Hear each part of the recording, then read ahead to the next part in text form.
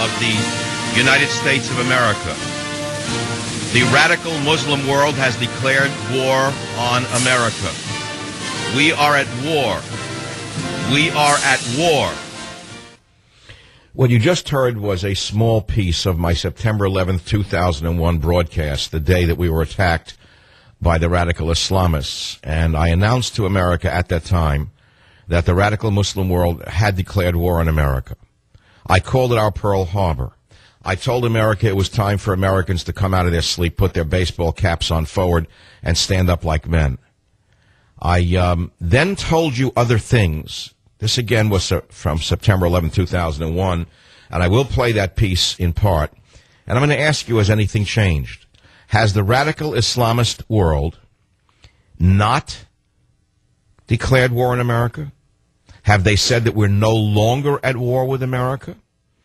We are sending $1 billion to Egypt at the same time Egyptians have stormed the Egyptian embassy and torn down the American flag.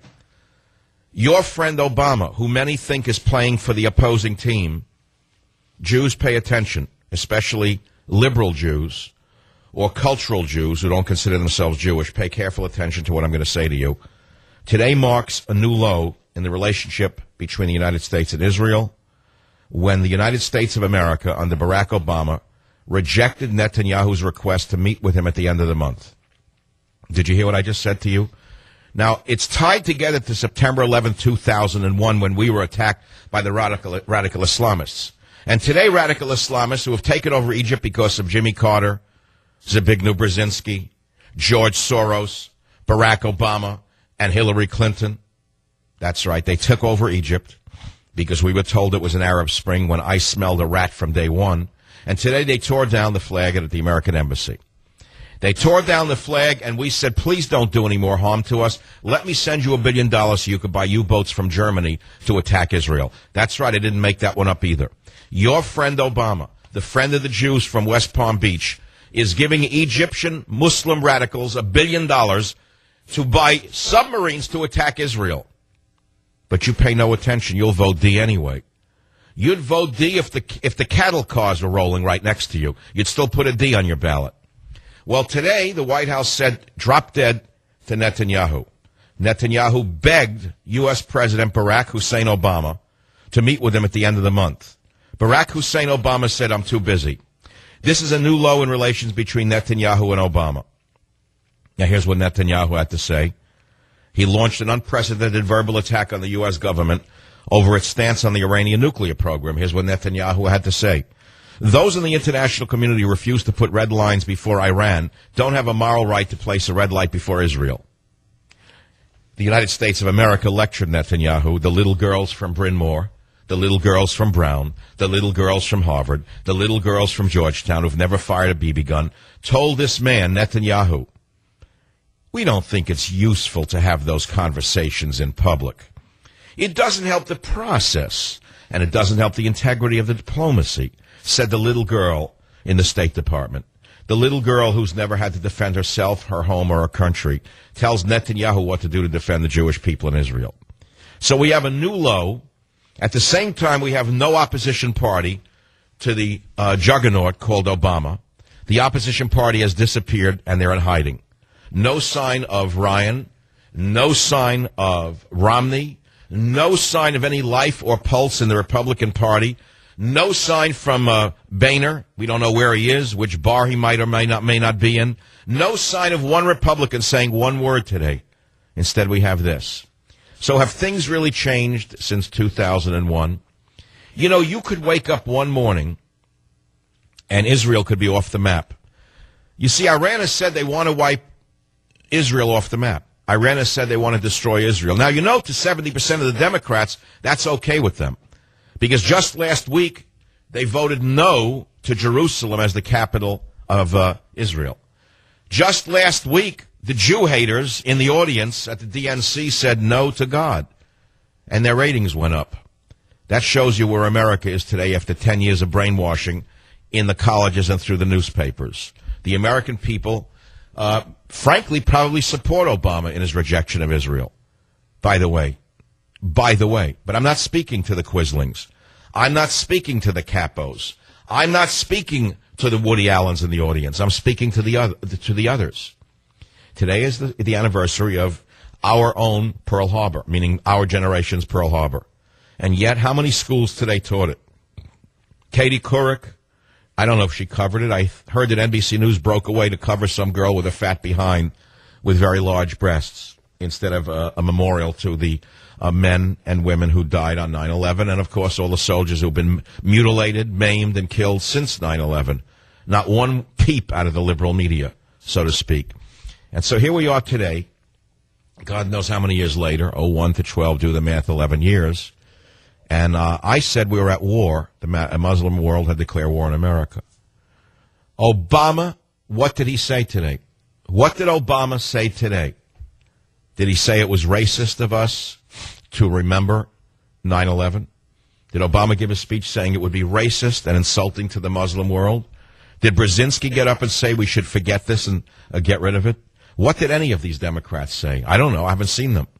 But what I want to do is play for you a little piece of my broadcast from September 11th, 2001, and you tell me two things. A, have things changed? And B, was I wrong? Go ahead. Attention, America. This is your Pearl Harbor. This is your Pearl Harbor. In the World Trade Center today, a World Trade Center that no longer exists, demolished by two hijacked airliners, taken over by radical Muslims. Ladies and gentlemen, you will never forget this day as long as you live. It is time for you to come out of your sleep. It is time for you to put your hats on forward. It is time for you to throw your pornography in a bonfire. It is time for you to turn off your sports. It is time for you to turn off your entertainment. You will not have a nation unless you awaken and stand up like a man.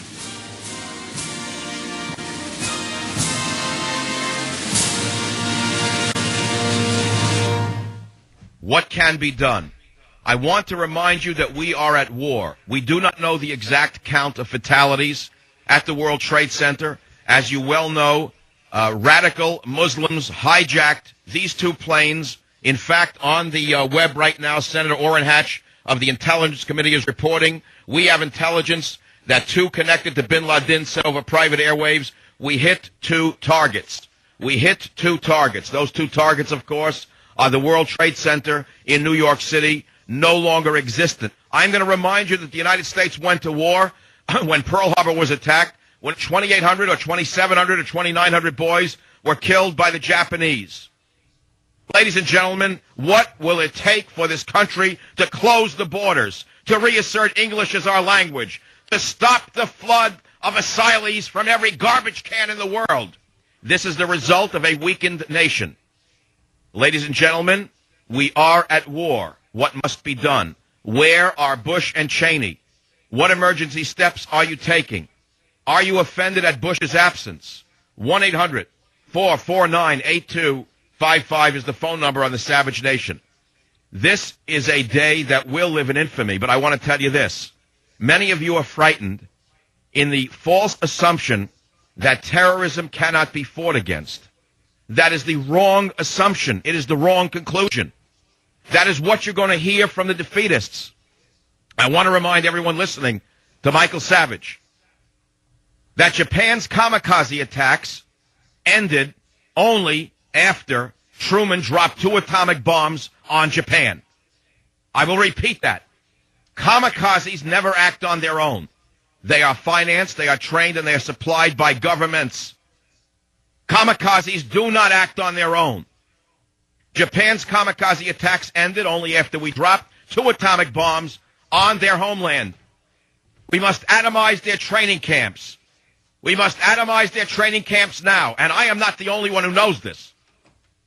Congressman Rohrabacher from Orange County, California, this morning was furious. He had been trying to warn the morons at the highest level for months now that this was coming. And they called him a right-wing maniac. They ridiculed Rohrabacher. They dismissed him as a right-wing nut. Or let's Maybe pause you right dismissed here. me as a right-wing. I don't know how much of this you can take. I realize many of you are on medication and you're interested in a baseball game today or which slut made a fool of herself in Hollywood. But the world has not gotten to be a safer place under Obama. It's a much more dangerous place. Also on today's broadcast, which in a way is a commemoration of September 11th and all of the men and women, mainly men, by the way, who have died defending us against the radical Islamic world. It's a thank you to them and their families. I don't know what else to say. We're going to talk about sort of related topics on the program today, and you can call me at 1-800-449-8255.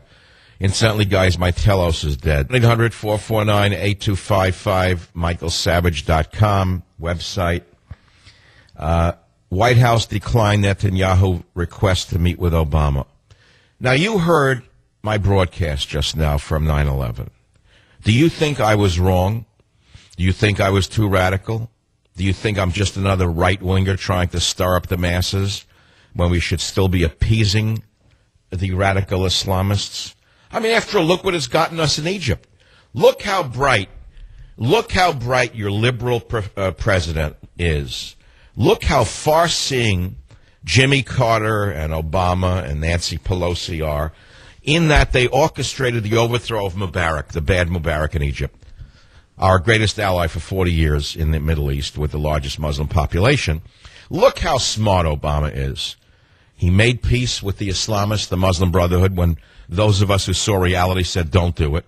And today they tore down the U.S. flag and erected an Islamist flag over the U.S. Embassy. They said Allah is the only God. So you see how smart your president is. Do you understand how clever a Quisling can be? Do you understand why you must re-elect the Quisling in the White House? You have to elect Neville Chamberlain and Quisling in the form of Obama, because Quisling and Neville Chamberlain, as you well know, were the appeasers of their time. And they were so bright, had the English listened to Neville Chamberlain, there'd be no England today.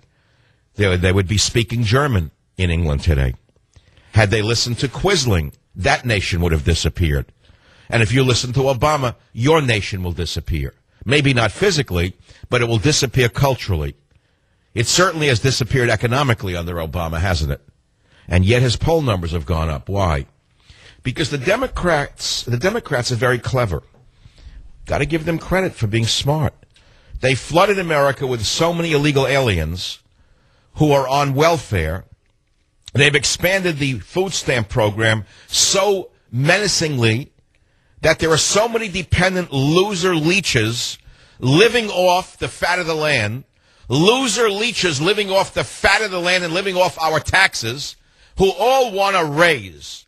So you have to say Axelrod's not so stupid. If you give 50 million people food stamps, who are they going to vote for? Those who gave them the food stamps, or those who want to take away the food stamps and say, buddy, go get a job? Who are they going to vote for if you're an illegal alien who snuck into the country and your daughter is 14 and she has 3 anchor babies? Who are you going to vote for? The man who says the anchor babies are good for America, or the man who says nothing about it because they're afraid of losing the illegal alien vote? Was I wrong or was I right on 9/11? Have things gotten safer or are they less safe? Also today, I'll tell you what we're going to talk about. Most of you don't even know this story. It's eaten me alive. I need to take a break in a second. 22 Navy SEALs were killed in one helicopter crash last year. But everyone has buried the story. I have been screaming on this show for over a year. I wanted to know who in the Defense Department, who in the State Department, or who where put those men on that slow-flying Huey helicopter. More Navy SEALs died in that one crash than ever died before in all of their raids. And it was all under Barack Hussein Obama.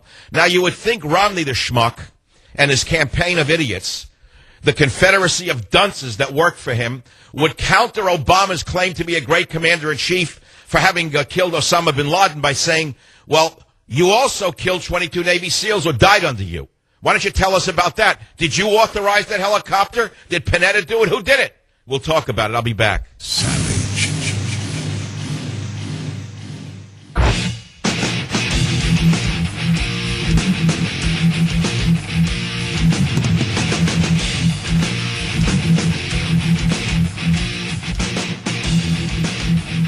Today is an historic day because it's a memorial for those who died since 9/11 defending America. And it's a day that Barack Obama has told Netanyahu to drop dead. He doesn't want to meet with him. How any Jew could ever vote for this man or any vote for a Democrat indicates to me that a Jewish prophet who once said that Jews are geniuses in law, those Jews who proudly say, you know what, I'm nothing with the religion, but I'm a cultural Jew. So they're the ones who will say, you know what, I'm still voting for a Democrat. I don't like that Romney. Why don't you like him? I don't know. He's not one of us. I'll go with the Democrat. What do you think about my 9/11 tape from September 11th? Was I right or wrong? Carl was so out of time, but go ahead on line 10 from WOR. Go ahead, please. General Savage, that was prophetic. That should be played every day so people could hear that. I don't know what to say. I don't know how prophetic it was. I know it was true. I know we're at war. We have been at war, and the wars have not gotten less in intensity. They're still attacking us. Obama escalated the war in the Middle East by bringing about the Arab winter, and now they've torn down the American flag today. News today. Newsflash, Obama, the great commander-in-chief, they tore down the American flag, and he said, we're going ahead with the $1 billion to the Islamists so they can buy U-boats so they can attack Israel. You hear this? In 20...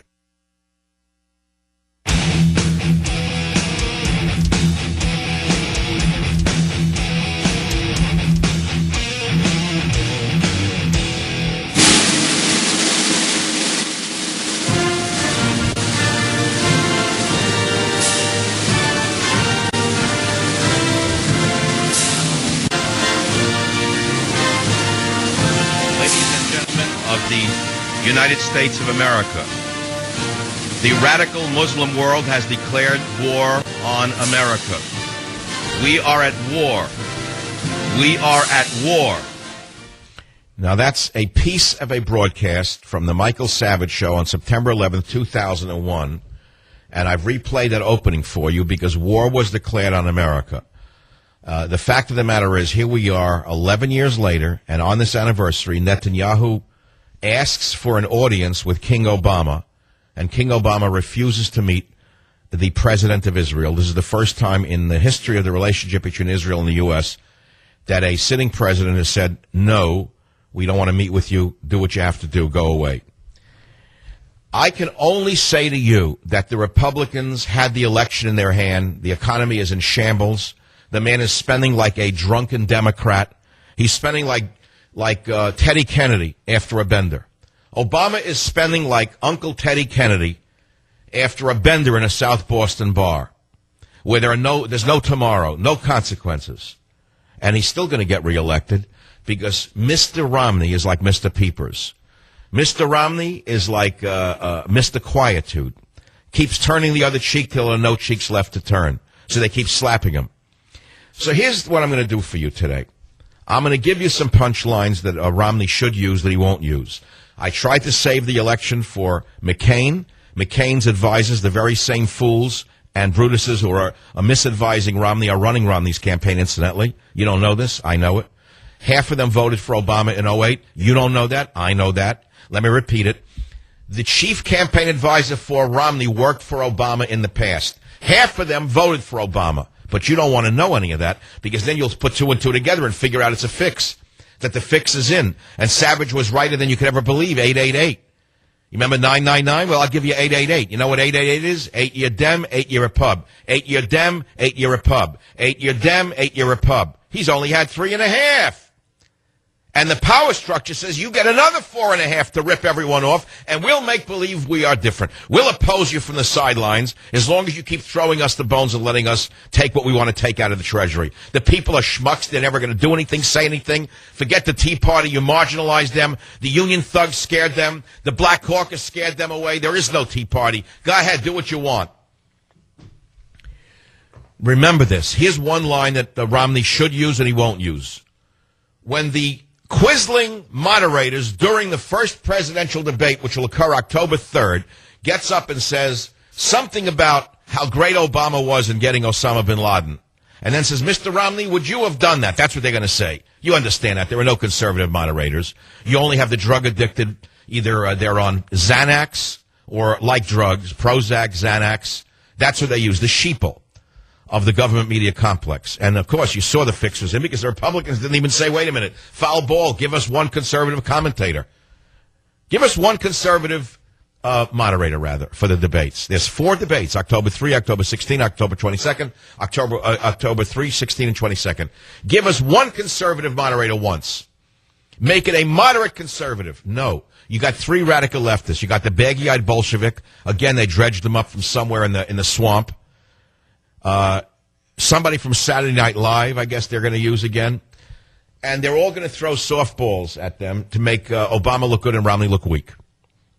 So they're going to say something like, Mr. Obama, you got Osama bin Laden in that daring SEAL raid, like he was on it. You know, they'll give him a flak jacket. Mr. Romney, question to you. Would you have authorized such an attack? See, he lost already. There's no way to answer that. Now, there is a way to answer it if he was Michael Savage. He smiles, he does a Reagan smile, and he says, very good try, but here's the answer. The answer is, how good a commander-in-chief is Obama if he put 22 Navy SEALs on a helicopter, a slow-flying helicopter, and they all died, and we lost more Navy SEALs in one crash under Obama than were ever lost in all of their raids before. The audience would go berserk.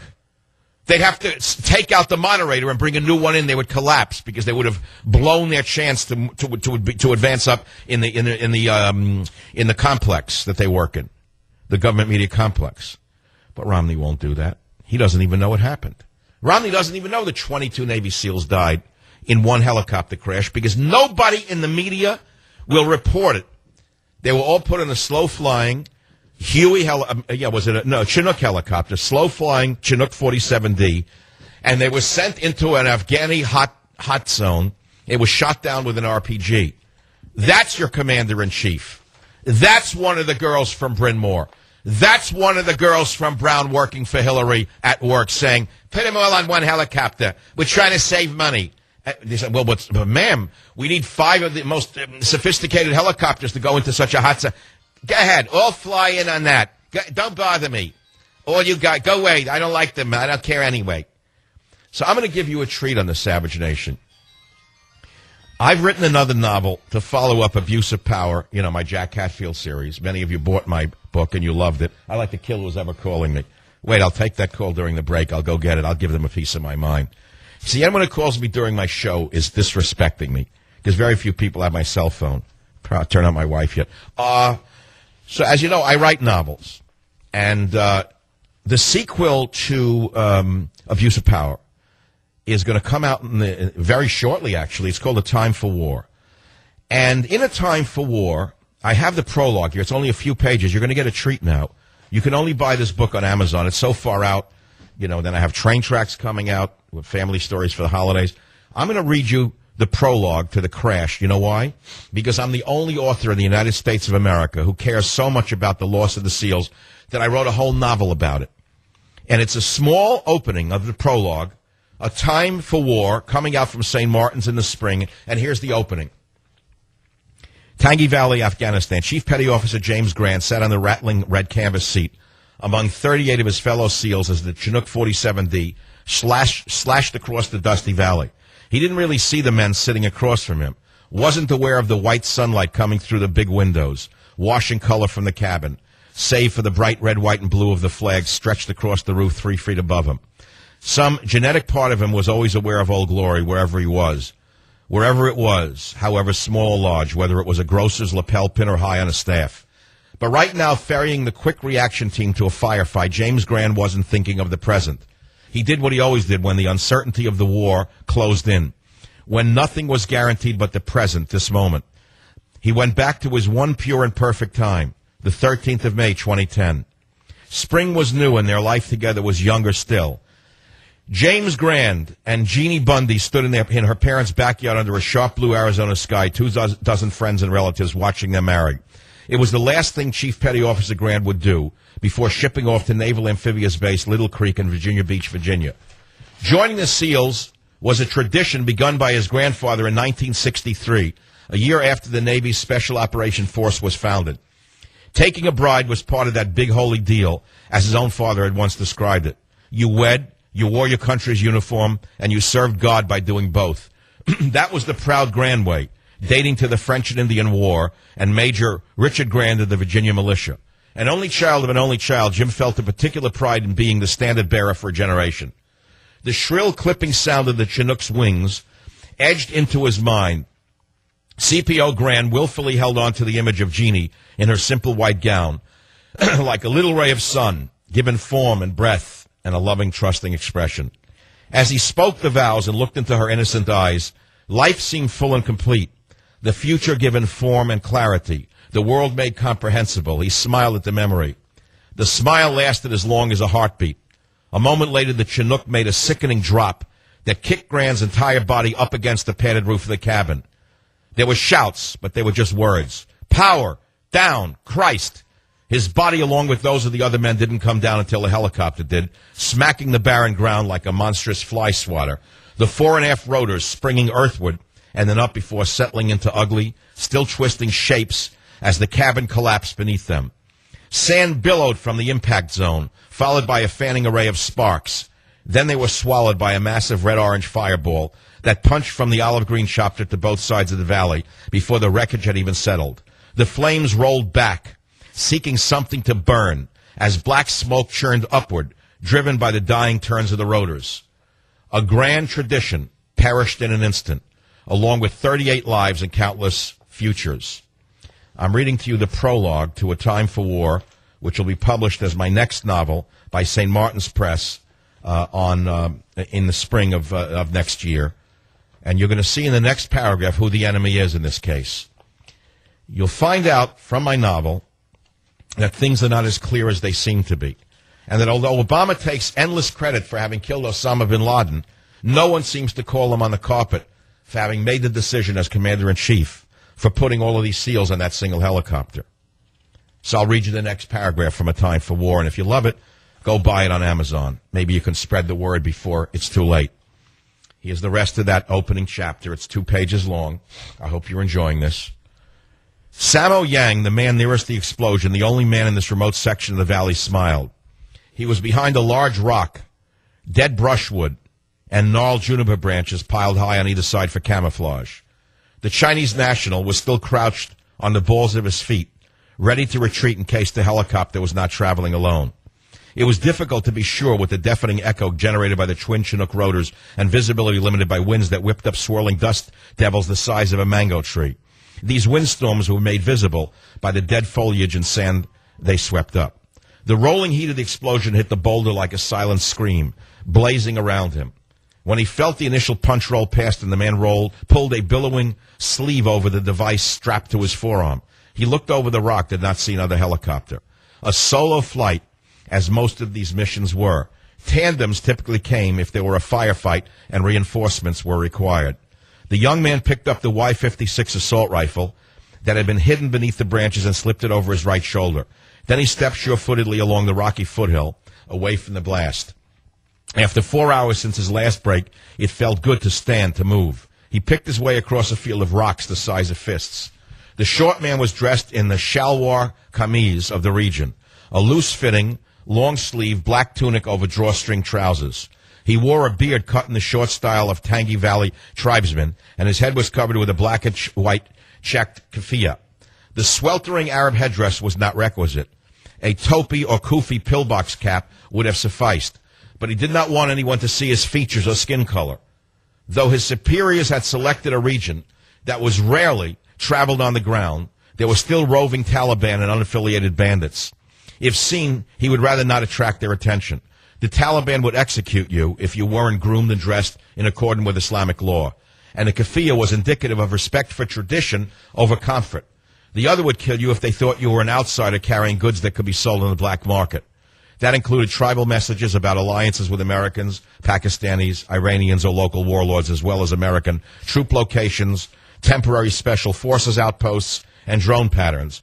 In war, information was as valuable as currency. He had none of that. What he carried was far more valuable. The young man rounded the edge of a bare 1,000-foot outcropping that stood jagged against the bright late morning sky. A rugged slope spread before him. It was 10 kilometers to the base. That was where he would meet his ride from Pakistan, an Aerospatiale SA-330 Puma. He didn't have to check the GPS device tucked in an inside pocket. He knew from photographs the precise geologic location of latitude 34 degrees, 41 minutes, 25.08 seconds, longitude 68 degrees, 23 minutes, 54.96 seconds, the outside limit of the helicopter's fuel capacity. At least the trek home was downward, though he had to cross it before sunset. Satellite reconnaissance showed that the slopes, a popular route for drug runners and Taliban fighters, here's the last page of the preface, if I can find it. Just got it hot off the presses, were rarely traveled during the daytime when the temperature was headed to a noontime high of 120 degrees. Even scorpions and marauders waited until dusk before stirring. He ignored the perspiration that slipped past the folds of his headdress. He hooked a finger around the fabric and pulled it from his mouth so he could breathe the hot air. He ran the finger from side to side to expose some of his cheek to the hot wind. It let body heat out, helped to keep him from overheating. He moved quickly, wanting to put as much distance between himself and the crash site as quickly as possible. It wouldn't be long before the Americans came to see what happened to their chopper and to check for any survivors among the SEALs. The young man moved across the rocks, their radiant heat rising up his pant legs. He left trails of sweat where he walked, but they evaporated quickly. He kept his eyes on the horizon, felt for footholds rather than look for them, since the shadows and perspiration blurred vision could be misleading. He had trained for this mission in secret in hostile environments, so he would be ready. The first part had gone exactly as planned, but it was just the beginning of a process that would end with an enemy broken forever and, more importantly, humbled. Economies can be restored, armies repopulated, and cities rebuilt. But face a nation's honor was something not even the centuries could repair. In less than a month, there would be only one world power. That's the preface to my forthcoming novel, A Time for War. Not yet available, only on Amazon. It's a sequel to Abuse of Power. I'll be right back.